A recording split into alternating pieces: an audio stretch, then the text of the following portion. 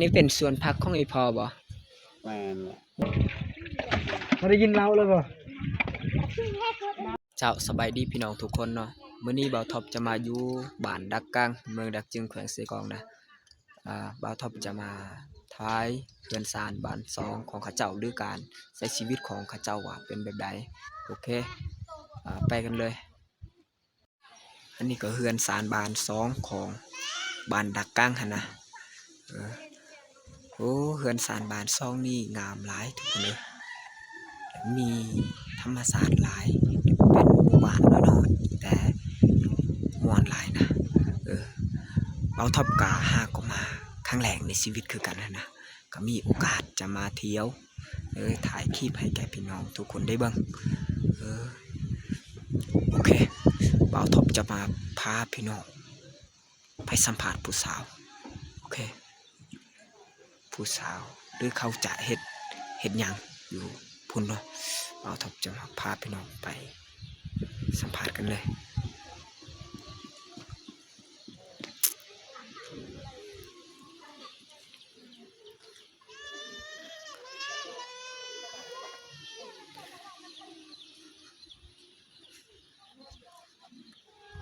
โอ้บ้านนี้ก็คือแบบบ้านน้อยๆนะแต่เป็นบ้านที่ม่วนหลายนะทุกคนผู้สาวหลายคนนะโอ้ผู้สาวงามมาเลย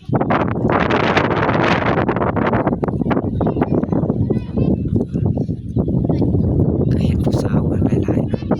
แต่ว่าท็อปจะมาพาพี่น้องไปหยอกผู้สาวนะส่วนบ้านนี้นี่เข้าจากใช้ชีวิตก็คือเขาปลูกกาแฟหรือว่าเขาจะเฮ็ดนานั่นเองนะทุกคน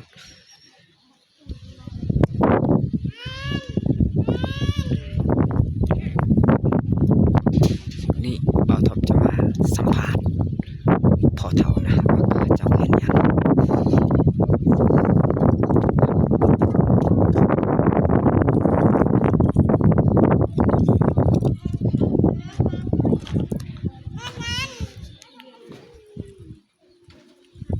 เขาเฮ็ดสวนผักในสวนผักเขางามทุกคนเลย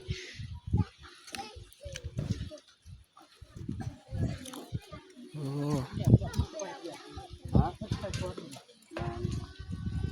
ทางโซนจะทำตัวไม้เก็บกาแฟเนาะแม่นอันนี้เป็นสวนผักของไอพอบ่แม่นโอ้งามหลาย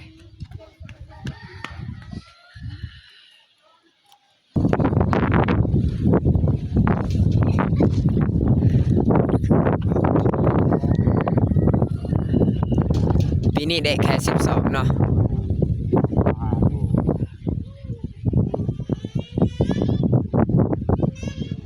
อยู่บ้านนี่เขาเจ้าเอิ้นว่าส้นเผาหยัง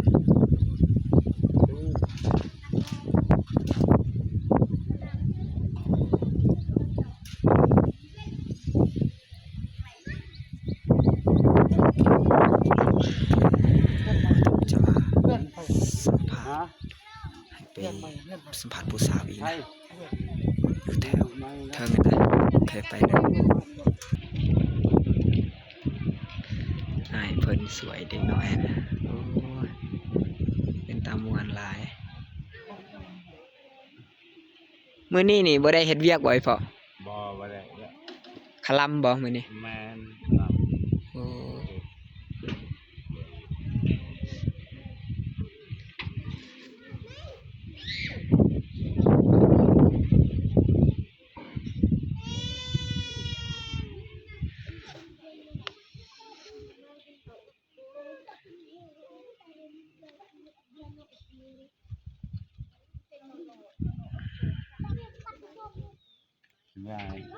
มาค่ายบ่ซื่อๆมายามเพราะว่าอ้ายนุนักอ้ายเพิ่นเคยไปแล้วก็คิดฮอดแล้วก็พาค่อยมา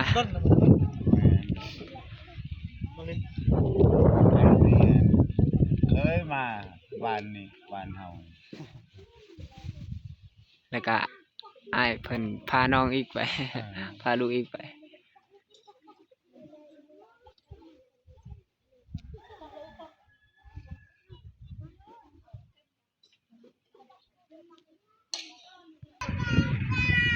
บิ่งผู้สาวเขาล้างจานหั่นนะ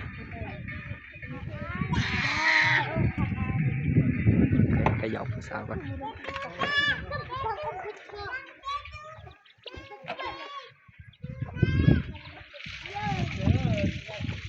โอ้ผู้สาวล้างจานเนาะดุแท้ บ่ได้ยินเราเลยบ่บ่ได้ยินเราเลยบ่ ผู้สาวเขาล้าง มี จาน มี นะ ตั ทุ ว ก ค ค อน เคียงนี่ตัวกินข้าวเราเก่งนะ โอ้เพราะว่ากินเราเก่งนะหลายคนว่า คอยเมื่อคืนนี้เพราะว่าอะไรพ่อจะให้ เมื่อคืนนี่บ่ได้กินเหล้าบ่ วินเลยวินทองเขาคอยบ่ซื้อร้าน โอ้เขาดุทุกคนเลย เราเบียร์เขาเคยเตะ แม่นบ่ แม่เขาเคยเตะเรา สาม เขาจะว่า เขาดูหลังจานเขาเฮ็ดเขาก็ที่เมื่อคืนนี่นะเขาจะล้างถ้วยนะ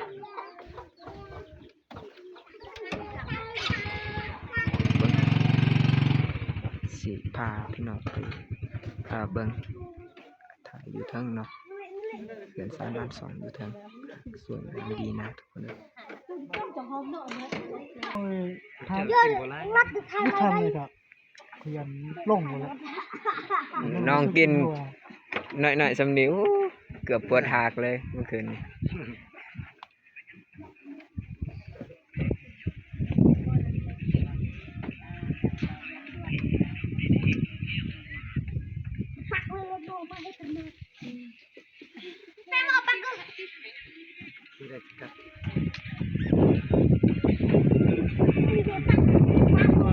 ในบ้านน้ำมาแล้วบื้นมาสิมาบื้นมาตะแหลงพาแล้วมาบื้นมาที่ไปห้าเราไปกับมายอกเราที่พาไปมือกับผสมอยู่คนนี้สมบูรณ์กัน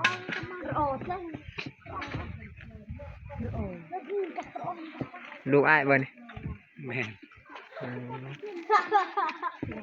อ้ายมีลูกเด็กจักคน 4แล้ว 4 คนเนาะ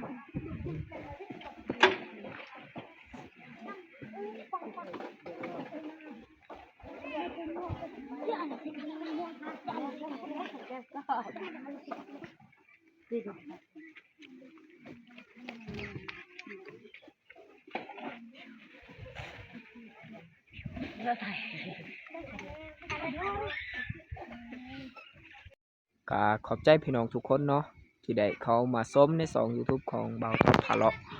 ฝากพี่น้องทุกคนกดไลค์กดแชร์และกดติดตามใน2 YouTube ของเบาทอมในเด้อเพื่อเป็นกำลังใจให้แก่เบาทอมเฮ็ดคลิปใหม่ๆแก่พี่น้องได้เบิ่งโอเคขอบใจห